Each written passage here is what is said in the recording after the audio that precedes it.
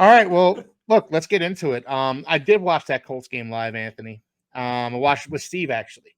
That's Steve right. came That's over. right. We watched it together. That was, it almost felt like a feeling defeat from the jaws of victory type of game right there. That they couldn't get out of their own way. They'd be driving, fumble. They'd be driving, penalty. Again, we're not blaming the defense, we're blaming the offense. The offense was the reason they lost that game, in my opinion. But Anthony, give me your initial thoughts on it. By the way, before I get into it, True Fins fan said 14-12 Colts. Wow. And it was 16-10. All right. Like, I'm just saying. Yeah. Like, it's crazy. Okay. Yeah. It's crazy. Don't give us your predictions yet, True Fins fan, because I don't want the game to be spoiled for me. But later on, the Cardinals game, that is. But later on in the show, I'd really like to get your opinion on it because you've been spot on for a few weeks now. He cuts through the crap more than we do. Man. I feel like Yeah, it's quite impressive, actually. Quite impressive. It is quite impressive. But thoughts on the game? Listen, like you mentioned it, we could not get out of our own way. The defense played spectacular. I counted. Let's see. There were 5 Colts 3-and-outs in the first half. What more are they supposed to do? Yeah. That's a perfect first half. Absolutely perfect. Letting up the field goal at the end of the first half, okay, that's a bummer. They let up the one big play that put them in field goal position, then they get the field goal. But like 5 3-and-outs and in one half, I think if you had said that to anybody ahead of any game for any team, they would have said, well, our defense is playing pretty good, huh? Yeah. Right? Absolutely. We must be winning. We must be winning that game. We must be dominating that game. Yeah. But our offense is putrid, man. It's putrid. We score 11.7 points per game. 11 points. It's last in the league by a large amount. Okay? Yeah. A large amount. It is. We're going to talk about Tua a lot. Yes. We're going to get into Tua. And I know we've mentioned it ad nauseum. But my goodness, if Stephen Ross does not have Chris Greer and Mike McDaniel in his office at the end of the year and say to them, what the heck was that backup quarterback situation? Then I don't know what he's doing, right? Yeah. Because this is the worst quarterback play I've ever seen. And whatever, right? Like, Bryce Young looks better than these guys. And Bryce Young looks awful. We lived through the dark ages of those Dolphins quarterbacks who just were terrible. The Sage Rosenfels, the Cleo Lemons, you could even include like guys like Jay Cutler into that. But this has been truly the worst quarterback play I've seen in Miami, probably in my entire life.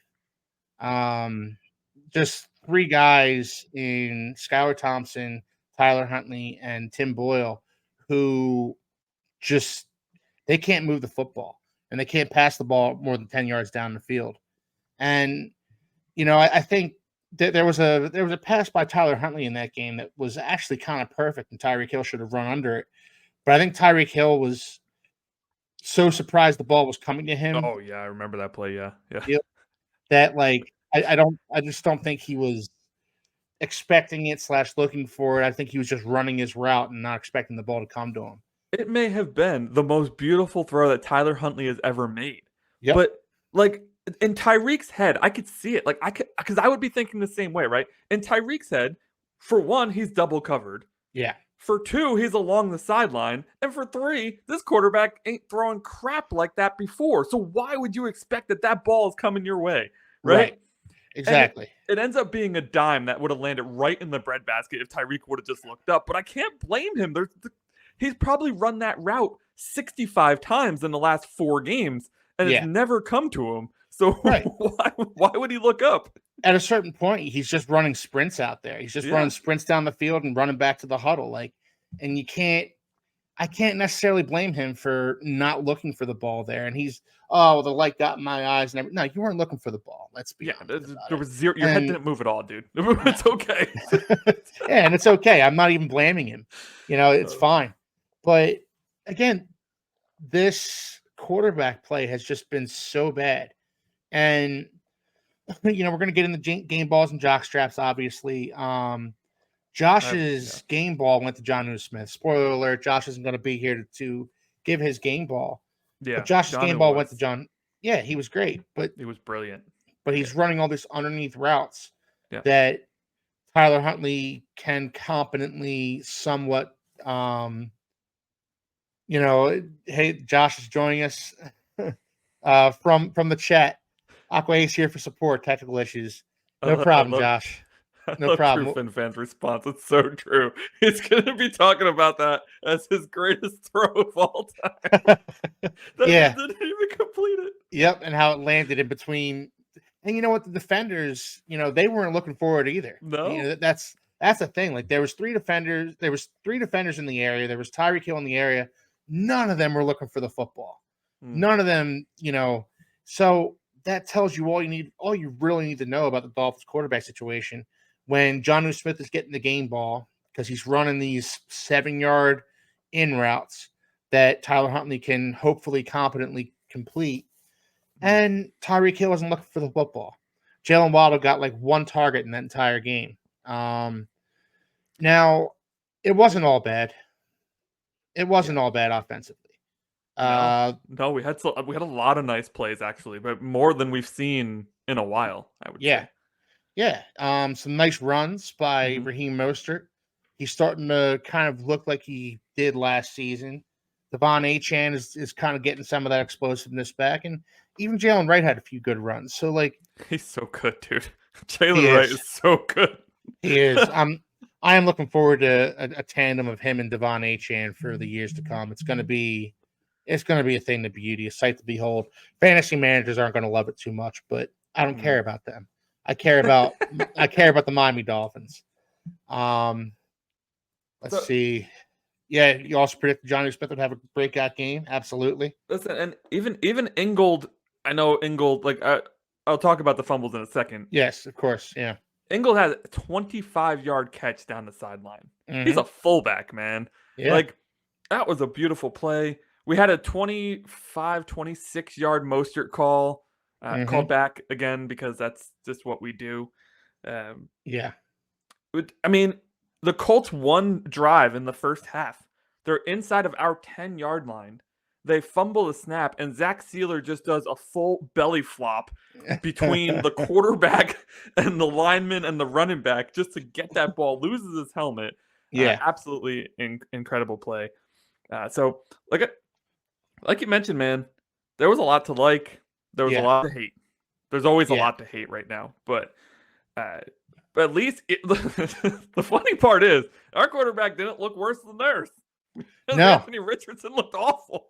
Yeah, and when Anthony Richardson was drafted, and I'm going to go on a little rant here, but when Anthony Richardson was drafted, he was super raw. Probably one of the most raw quarterbacks I've seen come in the NFL, especially with all the tools that he has. He has a rocket for an arm, he can run like the wind, but he was a guy where going into the season, I said, don't let him play for 3 years. Put him to work. Put him in school for 3 years, have him work with a quarterback guru a la John Gruden, and have him work with this guy for 3 years. And at the end of those 3 years, you've got yourself a Hall of Fame caliber quarterback. But the problem is Anthony Richardson's going out there. He's missing throws left and right. He's scrambling when he shouldn't scramble. He's staying in the pocket when he shouldn't stay in the pocket. The guy's actually a mess, and he made Tyler Huntley look competent, which is hard to do. Hard to do, honestly. And Huntley was trying real hard not to, man. He was trying real hard. Oh, absolutely. Man. He was like, "There's no way you're going to be worse than me today, bud." Yeah. So, that's a good point. Yeah. So we get into the red zone at one point, and we get a fumble from the least likely of guys to fumble in Alec Ingold. That was a back-breaking play. It really just the game felt like it kind of shifted from there. I don't know how you feel about that, Josh. Anthony, I'm sorry. Josh Anthony, is down sorry. there. Yeah. No, I'm reading Josh's name on the thing and looking at you. I'm sorry. No worries. Listen, I just wrote down my raw notes from watching the game last night, and that's what I carried into today because I just wanted to know like what my raw reactions were when this stuff happened. When Mostert fumbled, I thought it changed the momentum of the game. Yeah. It was early in the third, about 11 minutes left in the third quarter. We're driving down the field.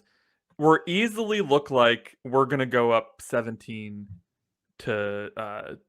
I don't know if they had 10 or 7 at this or 3 at this point. I believe they had Whatever the score was, it doesn't matter. It easily looked like we were going to score on this drive. The offense looked good. They were in a rhythm. They're moving the ball, right? It's obviously their scripted second half play calls. And then Mostert loses the fumble. Yeah. And then we get into the range of our offense that has really struggled, the non-scripted range, right? These plays aren't prepared ahead of time. They're just coming in from Mike McDaniel and then Huntley, don't even know his name. That's how good he is. Huntley has to make it happen, right? That changed the momentum, but we still weren't out of it. They had the chance to tie it up at that point.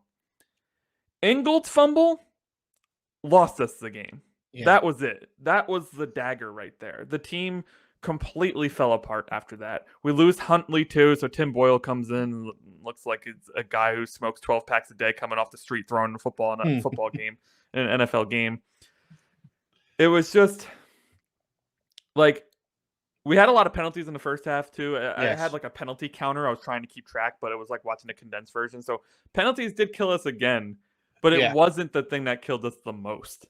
No. The 2 fumbles by the 2 most unlikely guys to fumble. Yeah.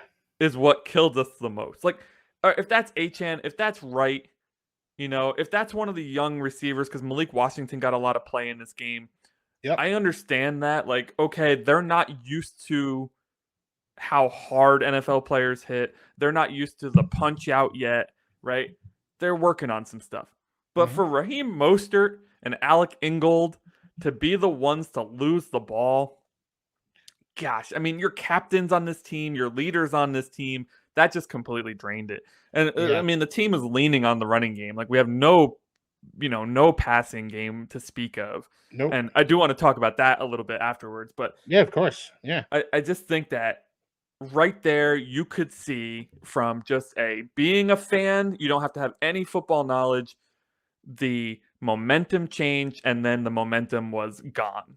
There was just none in the Dolphins' favor after that second fumble, and it didn't matter. We had plenty of chances to win this game still. They were up 16-10. I mean, they kicked these 2 rinky-dink field goals after failed drives of their own. Like, we had plenty of time to win this game. This was not like a last-second touchdown that they didn't have to kick the extra point on. It was 16-10 forever. And we just couldn't do anything. Yeah, it was rough to see. And like you touched on, Anthony, man, it had to be Mostert and Ingold of all people, just to see those guys who have been so good for the Dolphins. Ingold they both made the Pro Bowl for the Dolphins last year. Ingold has been such a great fullback, such a great leader and lead blocker. And, you touched on the catch he had earlier. Like, he was having a really nice game. And then brutal. And 2 team captains. And, it's hard for me to, I'm not giving either of them the jockstrap, honestly. I know, another spoiler alert, Josh gave Ingold the jockstrap, and I understand where he's coming from there. I understand it too. I mean, it just said he lost the game. Yeah. He had a really good game otherwise, but that was a backbreaker. Yeah. 2 sure-handed players for us, backbreaking for sure. Yeah. And so, but in spite of all that, we still couldn't get a passing game going. Tim Boyle being our backup quarterback in this game. We're down 16-10. In what world is a team down 16-10 and you think we're pretty much out of it? We're not going to score a touchdown here, especially with Tyreek Hill and Jalen Waddle running routes between the outside. They can take any ball to the house at any given time. But, raise your hand, and there's only two of us here, but raise your hand if you actually thought the Dolphins were going to drive down and score on that drive. No, I had zero No, expectation. Even though I no, knew I the didn't. outcome already when I was watching the game, I still Yeah, didn't expect them to do it. Yeah. no, and I didn't either, because it's Tim Boyle throwing passes, and he's throwing lame ducks down the field, and yeah, Does this make you wonder, Keith? I have a question. yeah, We went into this season with mhm, Skylar Thompson as our backup, our bona fide backup, yeah, our Mike McDaniel's stamp of confidence backup to Tua Tagovailoa. yeah, It took precisely 3 quarters for him to never see the field again. yeah, Like Boyle's playing over him, who doesn't know our offense, pretty much doesn't know how to play football, I would say. I mean, maybe he does, but he doesn't have the physical tools mm-hmm, to play quarterback. Maybe he's got it all up here and he's a genius. I have no idea. But he's not making it happen on the field, right? right, And then we have to pick up Tyler Huntley from the Ravens practice squad mm-hmm. to give us a little. So what on earth happened here? Did Skyler regressed so much that Mike McDaniel didn't realize it? Was he so out of touch with his quarterback room that he was like, oof, that was rough. I can't put Skyler. Like, what is going on with Skyler Thompson? How is this saga ended the way that it has so far? Well, I mean, first and foremost, Anthony, great question. I can't possibly give you the answer to it, because I have no idea what went on behind closed doors. But I think Skylar Thompson got the job in the first place based on the play that he demonstrated in his rookie season. I think, I don't know if you remember, but like back in the preseason of his rookie season, he looked like the best quarterback in the roster. Oh, And yeah. that He better, was sharp. better than People Tua, were calling honestly. for him to play over Tua, remember? Yeah, I do. I do Yeah. remember that. And you know what? Like, I saw him play in the preseason, and then you know what it reminded me of? I remember when Dak Prescott was a rookie. Dak Prescott was a rookie, and he just lit it up in the preseason and looked amazing. And then Tony Romo gets hurt, and Dak Prescott steps in and kind of just takes that job and just runs with it. I'm not saying I expected that from Skylar Thompson, but I will say Skylar Thompson's play in that preseason reminded me a lot of Dak Prescott in his first preseason. Mm-hmm. So you go back to his rookie season, he plays well in the preseason. Tua gets hurt, starts with his concussion issues. Teddy Bridgewater comes in, also gets hurt. Also Teddy gets B. hurt. Yeah, and I you know, forgot about him for a second. and these were the days when like the Dolphins had these good backup quarterbacks. I was confident that Teddy Bridgewater could lead the Dolphins offense. And then in his first game, his first drive, gets knocked out of the game against the New York Jets. And the Jets proceed. I forgot about that. Yeah, and then the Jets proceed to that was a bad game to watch. And then he was garbage after that. Teddy never recovered from that. Yeah. No. He retired, right? After that last season? Yeah. I believe he did, yeah. Yeah. But Skylar Thompson stepped in, and Skylar Thompson looked competent, which honestly, that's what you want your backup quarterback to be. You don't expect your backup quarterback to come in and do a Tom Brady over Drew Bledsoe. You don't expect your quarterback to come in and do a Nick Foles over guy in Philadelphia, but you don't expect him to come in and win a Super Bowl. Wentz. Yeah, Carson Wentz, that's right. You expect your backup quarterback to go in there, make enough plays to win the game, kind of just let your skill position players do their thing. And that's what Skylar Thompson did in his rookie year. Going into this season, I think that's what Mike McDaniel was expecting. Now this preseason was a whole different story. We talked about it all throughout the preseason, Anthony. Looked awful. Yeah, well, Mike White did too. Let's be honest. Neither of them looked very good. No, they both. I forgot about Mike White too. Man, my quarterback memory is really short right now. But neither of those guys look good, and that could be. And I'm not saying Skylar Thompson is a great quarterback or anything. We need to understand there's a possibility here that it might be Mike McDaniel's offense that's not very good as a whole. We kind of need to just come to be able to wrap our minds around it at the very least, that maybe it's Mike McDaniel's offense that's been figured out, and it's not Skylar Thompson's fault. It's not fully Tyler Huntley's fault. It's not any of these guys' faults. I do wonder Yeah. if Skylar could run this simplified offense that we're running right now. I mean, based on what I saw his rookie season, I have to think that there's a possibility that he could. I have to think that. I mean, I would think that he could.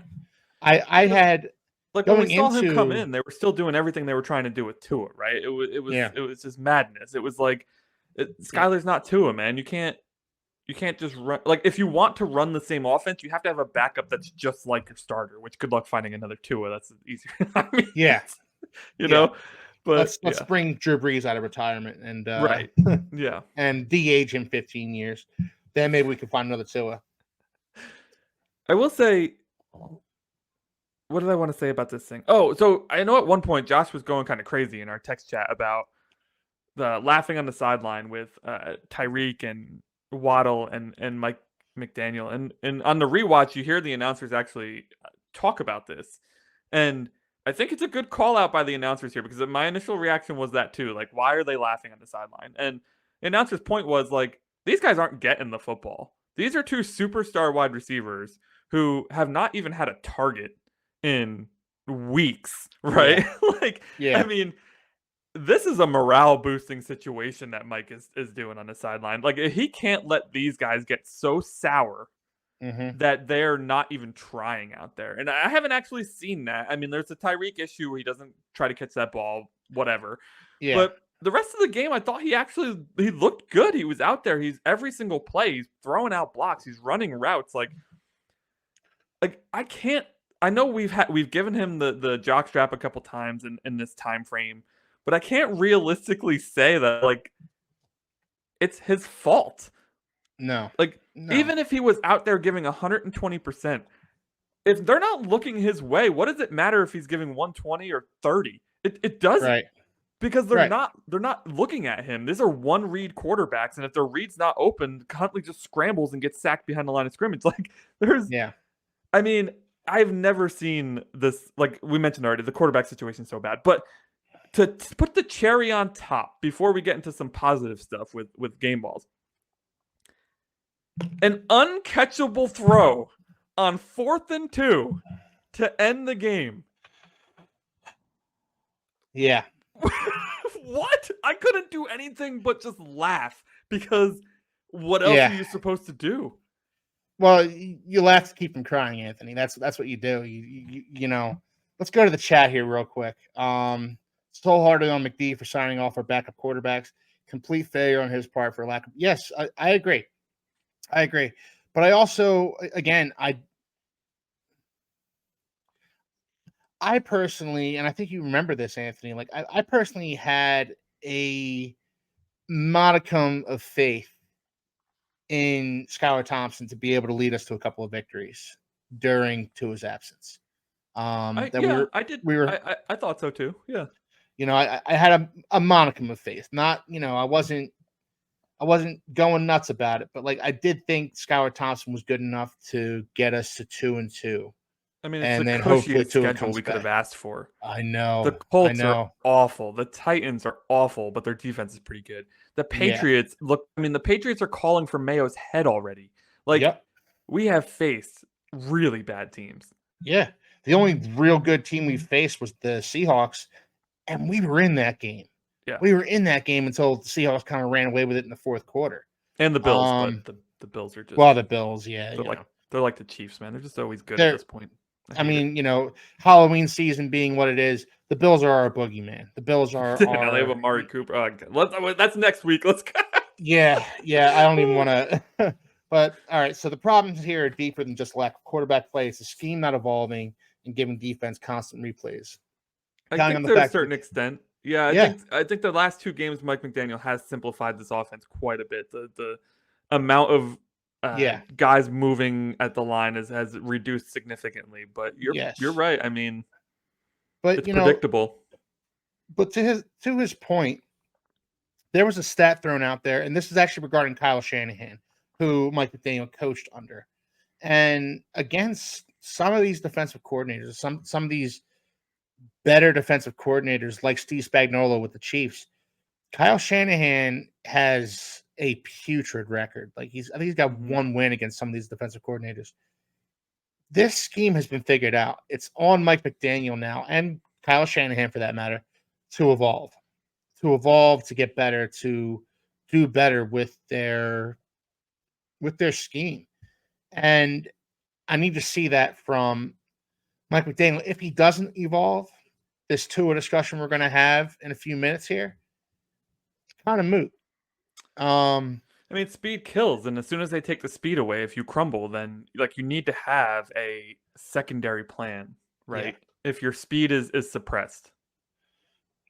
yeah, and absolutely, Josh. The problem is, the offense was built for Tua and his abilities, and none of our backups have his skill set. Um, and that is on McDaniel for not getting a guy who, I mean, a Chad Pennington, a guy with not a rocket arm, but a guy who's accurate, a guy who can make quick decisions and get the ball out quickly. Like this is what we needed.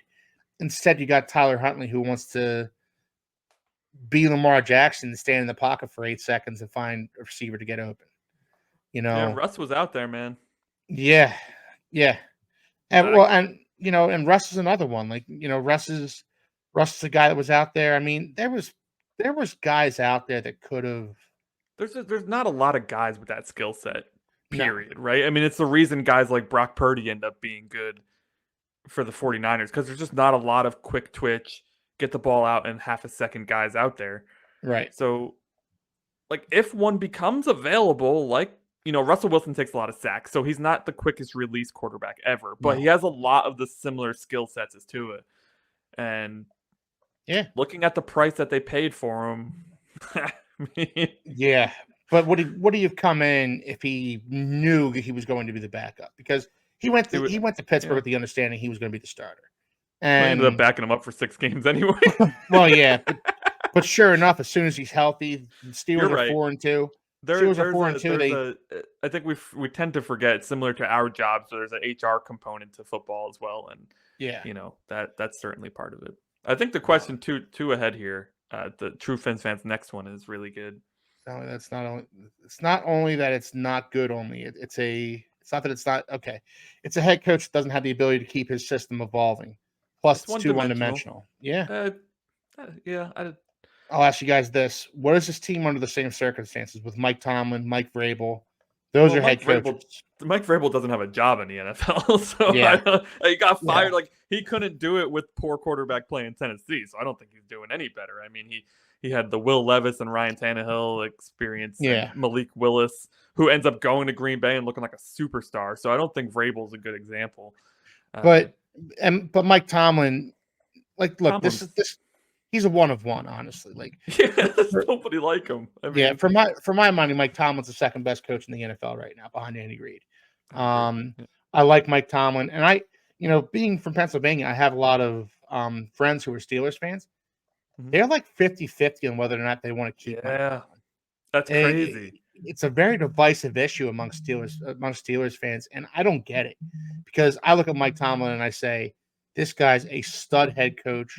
I would kill to have him in Miami. I would give him a lifetime contract if I could because I just love the way his teams play. They're gritty. So, I don't know that we can do that. I understand what you're saying, True Fins fan. I don't know that we can compare, what this team would be with Mike Tomlin or Mike Vrabel. Like this team, Mike McDaniel was the coach of the Miami Dolphins, and I don't love his offense. I don't love what his offense has done into his stead, but you can't argue that these guys are still going out there and running through a brick wall for him. Yeah, like These having guys are no still out there. quarter, They're playing for him, man. like Josh just said, having no quarterback, like what did the Patriots do when Tom Brady went down, right? I mean, Yeah. they crumbled. Like having no quarterback destroys virtually every roster out there.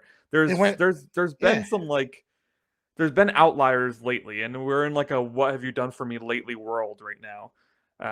So that's all anybody remembers. Like everybody remembers Malik Willis coming in for Green Bay, but like Mm-hmm. I mean, like, you know, that's such an outlier, though. It's just not the Yeah. norm. So 40 plus runs 2 games in a row. Yeah. And I wouldn't mind seeing the Dolphins continue to do that even when Tua comes back. Matt Castle did go. I Um, was actually thinking about that, Mr. Snickle Fritz. I was like, somebody in the chat who is football knowledgeable is going to say Matt Castle, but he ended yeah. up being awful after that, right? Like his career was Yeah. largely as a And backup. Uh, and Matt Castle did go 11-5. that was Based on the such a fact well-built team, though. it was. And That was, but like but then after Tom Brady, after Tom Brady went to the Tampa Bay Buccaneers, they brought in Cam Newton. Cam Newton was very good. Like yep. it is hard to win without good quarterback play. And the Dolphins, and just being fair to Mike McDaniel here, it's hard to win, damn near impossible to win without at least competent quarterback play. And I don't think anybody, on this show, on the chat, is going to say that the Dolphins got competent quarterback play out of their backups into his absence.